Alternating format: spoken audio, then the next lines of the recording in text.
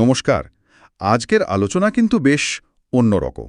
আমরা যে ১০ টাকার বাইমেটালিক মুদ্রাগুলো এখন ব্যবহার করি, মানে ২০০৫ সাল থেকে যেগুলো চলছে, তারও আগের কিছু কথা বলবো আজ। হ্যাঁ, মানে আমরা ২০০৫ সালের ওই ক্রস ডিজাইনওয়ালা কয়েনটা আসার আগের পর্যায়ে উকি দেব। একদম। ২০০৪ সালের কিছু দারুণ রেয়ার, মানে যাকে বলে প্যাটার্ন বা নমুনা মুদ্রা, সেগুলোর কথা বলা হয়েছে। ঠিক। এই প্যাটার্ন কয়েনগুলো আসলে ফাইনাল প্রোডাকশনের আগে তৈরি করা হয় ডিজাইন বা মেটাল কম্পোজিশন টেস্ট করার জন্য। এগুলো সাধারণত বাজারে আসেই না। আর সেজন্যই এগুলো এত মূল্যবান, তাই তো? আজকের আলোচনা তাহলে এই রহস্য নিয়েই। কেন এই ২০০৪ সালের মুদ্রাগুলো এত স্পেশাল আর দামি? আচ্ছা, তার আগে একটা ছোট্ট বিষয় মনে করিয়ে দিই। ১০ টাকার মুদ্রা কিন্তু আগেও ছিল ৭০-এর দশকে, সেগুলো রূপার ছিল। ও হ্যাঁ, কিন্তু সেগুলো তো ছিল স্মারক মুদ্রা, মানে কালেক্ট করার জন্য, সাধারণ ব্যবহারের জন্য নয়। ঠিক।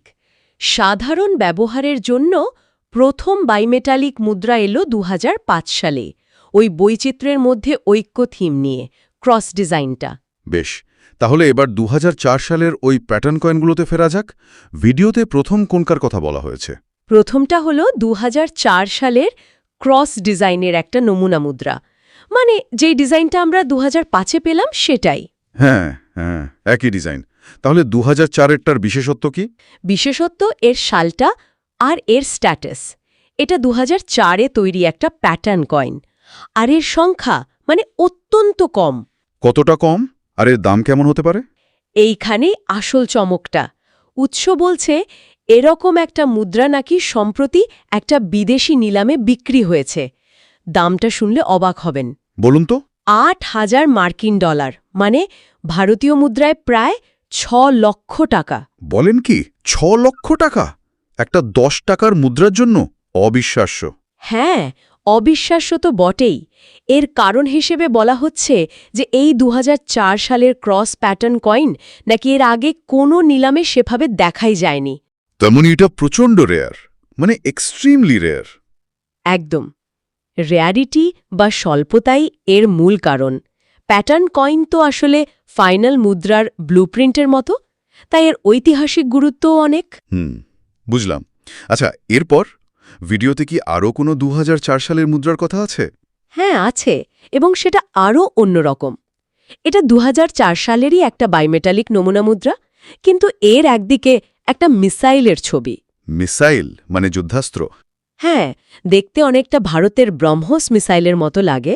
যদিও ভিডিওতে বলা হয়েছে এর কোনো নিশ্চিত বা সরকারি তথ্য নেই যে এটা ব্রহ্মসই কিনা। বাহ, মিসাইলের ছবি দেওয়া মুদ্রা, এটা তো খুবই ইউনিক একটা ডিজাইন।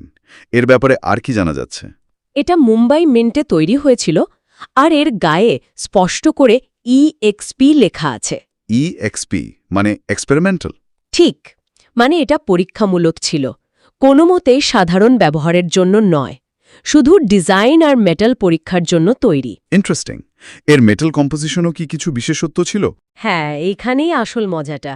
এই মিসাইল ডিজাইনের মুদ্রাটা নাকি দুটো আলাদা মেটাল কম্বিনেশনে টেস্ট করা হয়েছিল।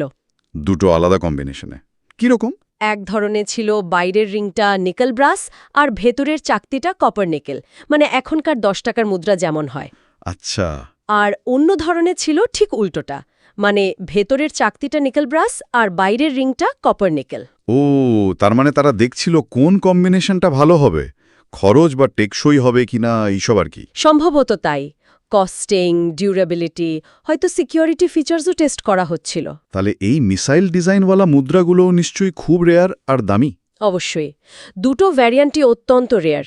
ভিডিও অনুযায়ী একটা নিলামে নাকি এর ওপেনিং বিড রাখা হয়েছিল প্রায় ৮০,০০০ টাকা। ৮০,০০০ টাকা শুরুতেই? হ্যাঁ, যদিও সেটা শেষ পর্যন্ত বিক্রি হয়নি সেই নিলামে, তবে এর আনুমানিক বাজার মূল্য ৮০,০০০ থেকে ১ লক্ষ টাকার কাছাকাছি ধরা হয়। এক্সপেরিমেন্টাল হওয়ার জন্যই এত কদর। ঠিক, আর যেহেতু ডিজাইনটা শেষ পর্যন্ত বাজারে এলোই না, তাই সংগ্রাহকদের কাছে এর আকর্ষণ আরও বেশি। তাহলে আজকের আলোচনা থেকে আমরা বুঝলাম, আমরা যে ১০ টাকার বাইমেটালিক মুদ্রাটা ২০০৫ থেকে দেখছি, তার ঠিক আগে ২০০৪ সালে বেশ কিছু ইন্টারেস্টিং আর খুব রেয়ার নমুনা মুদ্রা তৈরি হয়েছিল। হ্যাঁ, বিশেষ করে ওই ক্রস ডিজাইন আর মিসাইল ডিজাইনের প্যাটার্ন কয়েনগুলো, এগুলো এখন খুবই মূল্যবান আর ভারতের মুদ্রা ইতিহাসের একটা লুকানো অধ্যায় বলা যেতে পারে। এ তথ্যগুলো তো শুধু মুদ্রা সংগ্রাহকদের জন্য নয়, যারা এমনি ইতিহাস ভালোবাসেন তাদেরও ভালো লাগবে। একদম। এটা আমাদের মনে করিয়ে দেয় যে প্রতিদিনের ব্যবহারের জিনিসের পেছনেও কত অজানা গল্প, কত পরীক্ষা নিরীক্ষা থাকতে পারে।